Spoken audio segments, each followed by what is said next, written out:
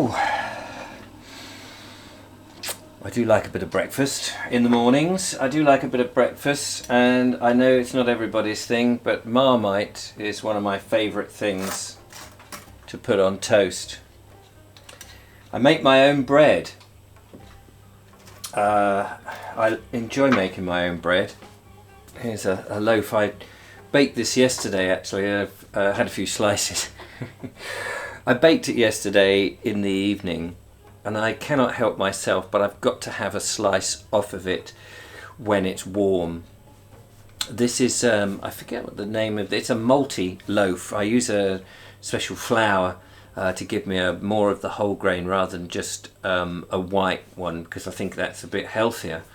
And it's very easy to do, and it can be a bit time consuming at first, but after a while you just get used to it. It becomes sort of a ritual. It takes 5 minutes to put the ingredients together, 20 minutes, 15 minutes of kneading time, then it just sits and rises. I usually do it when I'm lighting, or just after I've lit the essie, and I put it on the essie on one of these, hang on, where is it? A baking tray. I haven't got one to hand, have I? Typical. One of these sort of baking trays on a tea towel, and I just leave it, and within an hour it's risen. Sometimes you need a couple of hours on some recipes, but I find this rises really fast, and it's just lovely. It's just lovely to be able to make your own bread, and that's one of the reasons I got the essie, really. It's just lovely, and it makes beautiful bread. And it's very filling, not like modern bread that's full of air. I mean, it takes a bit of while, I think, if you're used to the sort of modern spongy bread, but this is just gorgeous. Really like it.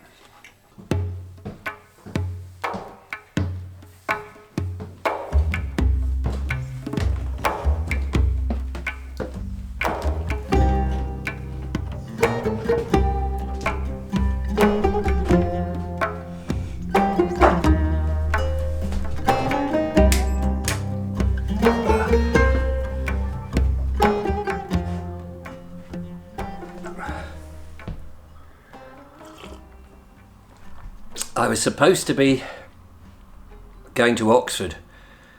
Well, that'll be the day that this goes out, in actual fact. But I was going to interview an author, but unfortunately the meeting has had to be postponed. So I've got I was going to be travelling, but I've got a day at home instead, and so it's given me a bit of time to think about other bits and pieces that are going on, because normally I'm dashing about. I'm always thinking, where can I go? I try and make a video every day, as you probably know, and not every video is what everybody wants to see. I do a variety of different things, as you're more than aware of, I'm sure. And some, I'm sure that people do pick and choose. I mean, when I look at my stats, for example, I know that we've just reached just over 20,000 subscribers, which I'm very thrilled, and thank you very much if you're one of those who have subscribed. And I'm very pleased, but obviously not all 20,000 subscribers watch each video. In fact, it's a very small proportion of people who do in fact watch each video. I find that curious. Not curious that they would want to not watch my videos. I'm sure there's many reasons why people wouldn't want to watch my videos, that bit. But that you have a large subscriber base and then quite few people actually watch them. And it may be because I'm putting out too many videos. And I'm debating whether I am actually, putting out too many, and maybe that I need to rein back a bit. The old adage of leave them wanting more comes to mind, whereas if I stick something out all the time, there is no wanting more. But at the same time, there's that whole business about habit forming. People like to form a habit, and many people have said, we enjoy your videos first thing in the morning and then we move on to something else. So but at the moment, sorry, I got a bit bunged up today. Some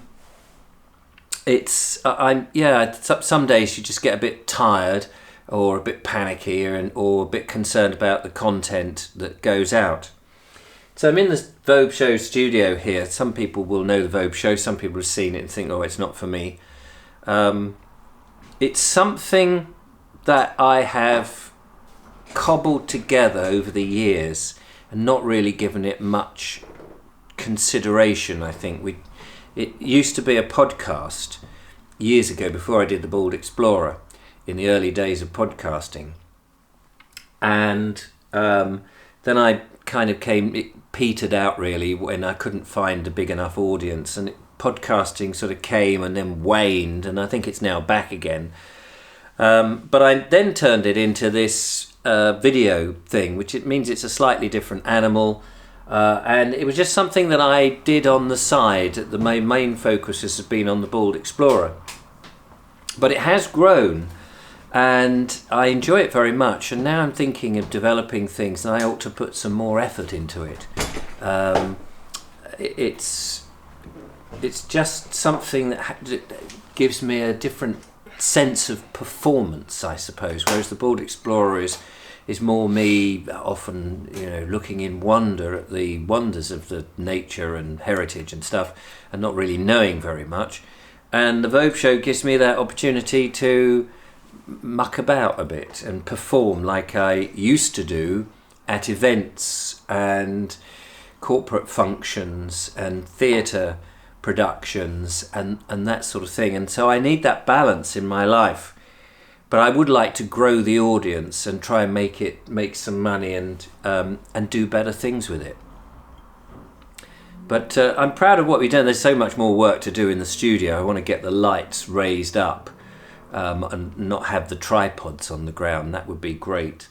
And have another space where one can do demonstrations of things.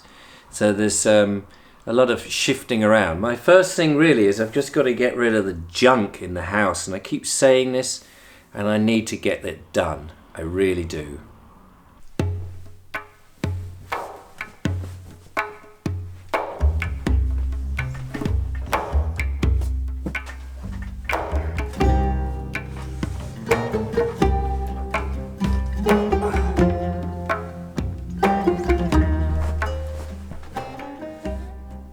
I know my bedroom's a mess.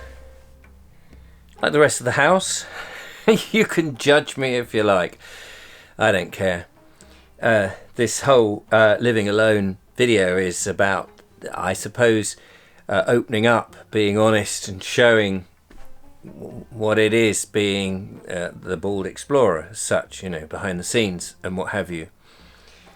What I really need to do, and I know this, is I need to take a week off from making videos, maybe chart the progress of this 1 week, instead of going places, and get the guy with the lorry, sort out, get a date in the diary, say at the end of the week, sort out the rubbish during the week, and just make this effort to get rid of the stuff. That's what I need to do. I realise that.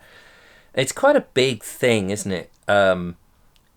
I've got stuff, I've been here 30 years and I've got stuff in boxes and tucked away in places and on tops of wardrobes and things like that, and I've not used it, and I've always felt I may need it, I may need to keep it, and I don't.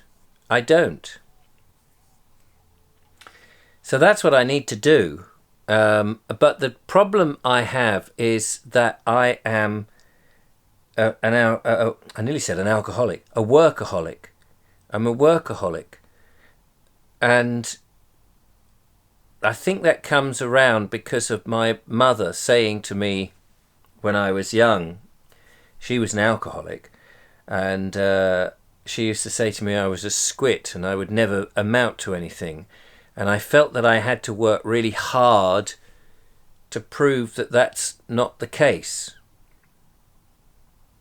And it stayed with me, even though she died a couple of years ago. It stayed with me that whatever success I have, I never see it as a success. I just think, no, I'm not there yet. I have to work harder. I have to, if I don't achieve things in the day, it's only more recently that I've begun to relax a bit about that. And so, if like this interview that I was supposed to be doing is postponed, it's not a huge thing, whereas before it would be like, no, I've got to strive and make sure everything else is done. I've got to get there. I must do this. And I'm trying to learn more to relax and have more me time and experience life than and not feel that everything is work. And these videos that I make, and as much as I enjoy making them, and I do, is quite relentless, as I say, and one does feel a bit that it is becoming more work, just like I used to do with the corporate stuff and all the other stuff. I need to just find that more me time. Does that sound self-indulgent?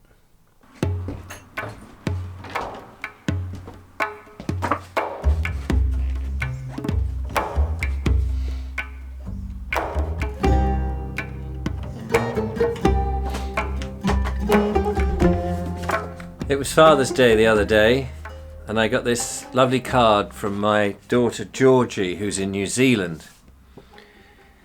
She was the only one of my 3 children that sent me a card.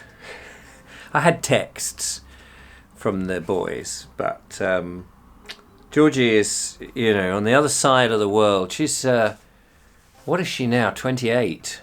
28, my daughter. And she says in her card here, Happy Father's Day, wish I was there to have one of our classic kitchen chats. Have a good day. Hope you have a good day, and I miss you lots. And we used to, when I was bringing up the kids, we used to have chats in the kitchen when Georgie was growing up, and they would be very poignant chats, I suppose, as Georgie was going through various things, and she would, chats that she would probably also have with her mother, but she would have the same conversations, life, a lot of, understanding what life was about with her dear old dad, and her dear old dad was trying to give her advice, and it's that feeling of being wanted, of being looked up to, and being important. And I miss my Georgie very, very much. She's a grown lady now, having a wonderful life, but on the other side of the world. And it's just very touching, isn't it, when you get a card from your kid, and I remember being the same age, and life is just so busy. You're getting on with things. You're getting up, building a family, or building your career, or whatever it is, and you sort of forget a bit about your parents. They get put on the back burner. So I know exactly what it is. So I give them space, and I make allowances and what have you. And they'll find out what it's like being a parent. And then when kids grow up and they move away, and you're no longer the same special person that you once were. It's sometimes it's hard to reconcile that, because it is definitely a loss. But there you are. It's a hard thing. But yeah, I'm living alone, and I'm enjoying living alone, enjoying the peace, and the time to cogitate and think about where I want to go and what I want to do. And I feel there may well be some minor changes and things going on in the next few months. I think there's changes going on in the country with the situation that we find ourselves in this last year and this year, and my God, I hope it's not next year as well, which is very influencing and irritating at the same time. So I'm hoping that we can get back on some sort of track. But anyway, So this is my offering for today. I hope it's been of some interest. I feel I don't know, I feel I'm a little lost in what I'm doing, and I'm trying to find, it's like the compass. This feeling when sometimes the compass is not quite on the direction. I don't feel totally lost. I don't feel depressed or frustrated or anything. It's just some days you just go, I can't quite see where north is now, which is the way I need to go. And you plod around a little bit, and then eventually, there it is. So I'm sure that zest will be back. It's June and the weather has been bleak, and I think it's the weather. You may laugh at that, but I think the weather affects English people a lot more than you realise. I love it when the sun is shining. I really do. Anyway, that's it for this one. No doubt I'll be out and about and doing all sorts of, the usual soon. But thank you for watching and being slightly self-indulgent with me, and allowing me to be indulgent in another living alone at home. Until next time, thanks for watching. Bye-bye for now. Bye-bye.